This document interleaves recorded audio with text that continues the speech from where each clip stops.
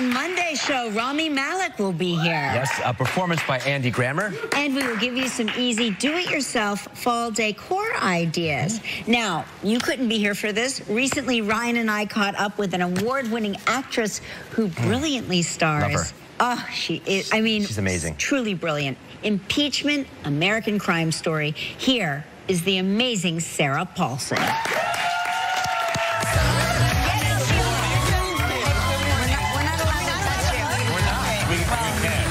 We can only imagine it. Wow, we're so far from one another. This is so crazy. Thank you for putting down all the awards, Kelly. I know, it was really hard. I left them all back there. I'm just telling you, they're all coming again. I'm sure, like, I think there's, like, probably an award season in between that you're also going to sweep up at. But for this, in the next season, then you'll have You're very kind. I really appreciate that. I was talking to you backstage a little bit.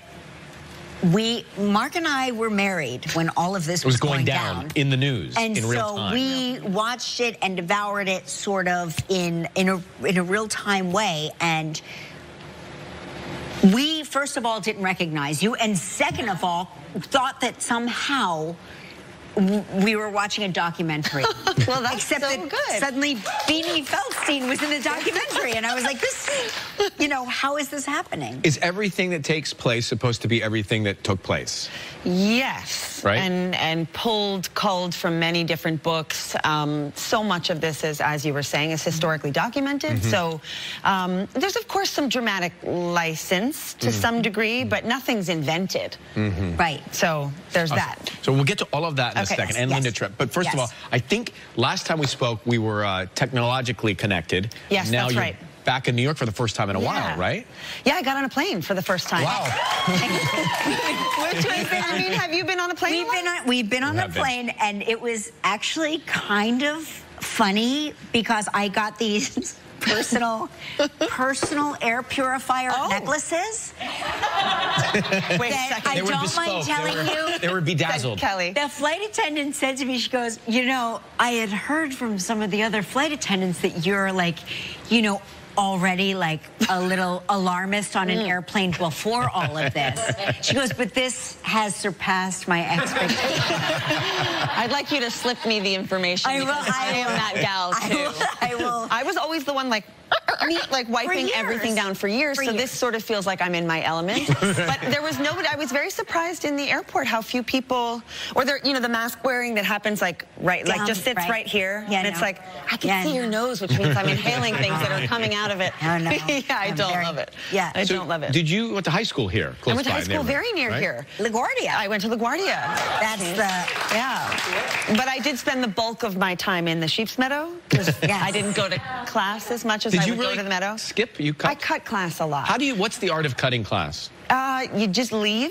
You You just find a way to leave. In the city, it's a different thing. Yes. Yeah, you don't have one teacher who's like, oh, Ryan, I saw you go out of the window. I don't know why your teacher talks like this, but she does. Well, she might now. She might now. She might For us, now. because we were in a suburb of a city, there was a parking lot and a field, and they would see you walk out. Parking lot. No, didn't have that. I just went out the back. I could always tell when my daughter was cutting class because she would come home and say, I saw Cardi B in River Deli today. And I was like, really? What were you doing there? She's like, I was getting a sandwich. Yeah, I was, you guys both sound like Lola. It's amazing.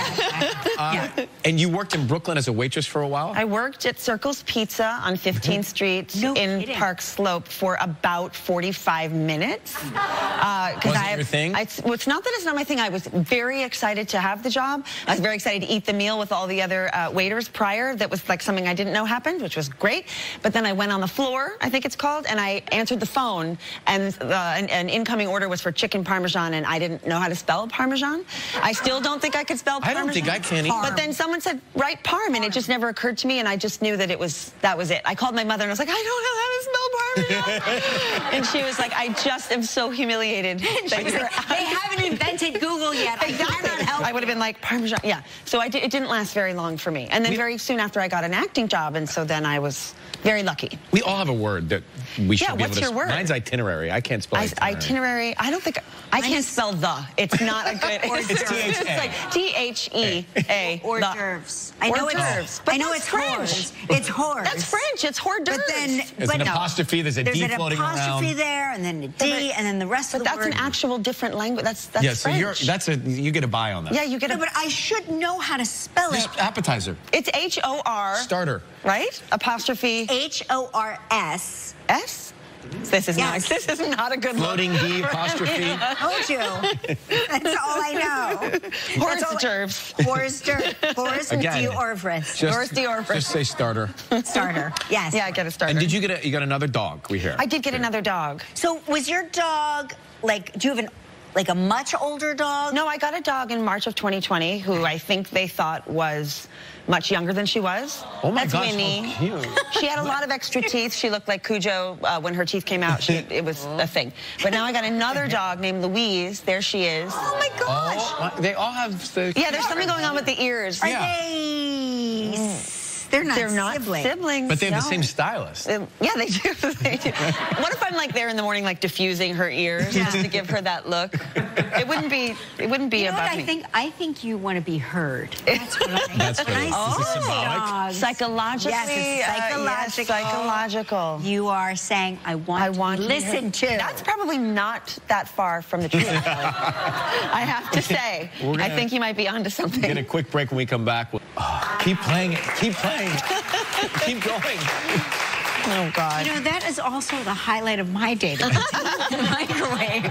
You're my biggest fan with this. It makes me so happy. I really it's so am. nice. There's so much about Linda Tripp that I feel that you tap into that maybe people who like Mark and me, who were observing Ryan. at the time. That's Ryan. No. I'm just. I played the role of I'm Mark reminding him for 1 hour a day. who Mark Yes, was who Mark at one was. point. But we were watching news briefs. But I think that you get to know her in a totally different way and bring that to the surface a little. Yeah, I mean, I think the scripts were really helpful in that way. You know, sometimes as an actor, you're trying to invent something out of nothing on the page. This was not one of those experiences. The scripts were so wonderful. And there's so much footage of Linda walking in and out of her home because the paparazzi were just camped on her doorstep at that time. So that was kind of my way into the character, was actually from the outside in, which is not usually how I work or have worked. So and people thought obviously she betrayed a friend of hers. And she did betray. But she would also say she did it for Monica's own good. I think she does. I think she did believe she was doing it for Monica's own good, and I think she also was disgusted by the behavior of the President of the United States and thought it was just a horrible, hideous thing to do as the leader of the free world. And you sound just like her. Yeah, I had a voice. I had a dialect coach. I had a movement coach.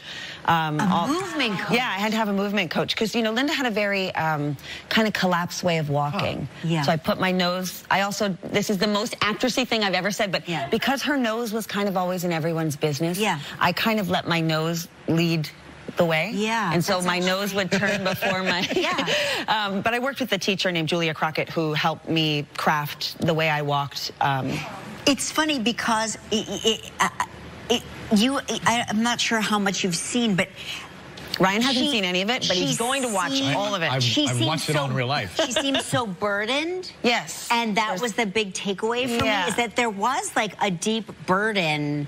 Yeah, and speaking of, you know, people who want to be listened to, Linda was really a person who I think felt cast aside. What surprised you about her? What would we be surprised to learn about her? She was, I think, and this is going to be probably a highly contested opinion, but I think she had a very big heart. I really do. And I think she thought she was doing something, not necessarily with the purest of intentions, but with the pie being largely about doing something for good of this young girl who who at some point in our story you will see is so devastated that she can barely function. And so Linda felt, as the maternal figure in the story, she should sort of step in. You know, Monica Lewinsky is also one of the producers on the show. Yes. And I was so, originally when I read it, I was so nervous that it would be a re-traumatizing experience for her.